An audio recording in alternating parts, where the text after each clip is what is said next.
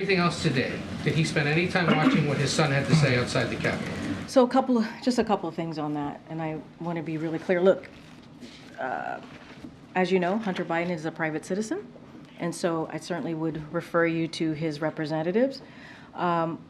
Look, the president was certainly familiar with what his son was going to say, and I think what you saw was from the heart from his son. And you've heard me say this. You've heard the president say this. When it comes to the president and the first lady, they are proud of him continuing to rebuild his life. They are proud of their son. But I do want to say a couple of things here that I think I can touch on, is that the president is also focused on the important work of the American people. We just went back and forth about what's happening at the border and how he wants to make sure that we secure the border, and the work that he and his team has been doing on negotiating to make sure that there's a bipartisan compromise. You saw him yesterday stand right next to President Zelensky. There could not have been a more powerful picture with the President of the United States standing next to President Zelensky, who he and the brave people in Ukraine are fighting for their democracy, right? And this is something that the president has led on, the world on, in making sure that President Zelensky and the people of Ukraine have what they need to beat against tyranny, to fight back against Russia's aggression. And you heard me at the beginning of this briefing talking about how he met with hostages who were held by Hamas, and how emotional and impactful that meeting was. That was a two-hour meeting that he had with the family members, and it was important. It was important. He just convened, right, a meeting on infrastructure. So he's going to remain focused on making sure that we continue to deliver for the American people. That's what the president has done since day one, and I'll leave it there. Okay. Is the president okay? Who did not have a chance to question yet? yet? I will. Okay. Thank you, though. Is the president okay with his son defying a congressional subpoena?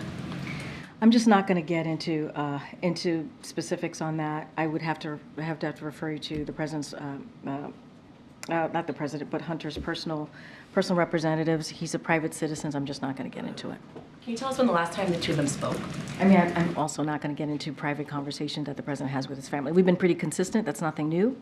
We're just not going to get into it from here. Republicans say that they have to take this vote, formalizing an impeachment inquiry, because the White House is stonewalling them.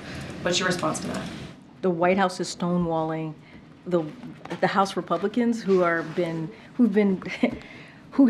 really pushing this impeachment without any evidence, without doing this political stunt. I mean, that's what they've been doing over and over again. And we have said it. Other Republicans have said it. There's no evidence here. There's none. Look, I just said at the top, they're going to go home tomorrow, right? They're going to go home this week. And what have they done? We need critical aid to Ukraine. Have they gotten that done? We need to secure the border. Have they gotten that done? We need to make sure we avert a government shutdown in January. Have they even had conversations to get that done?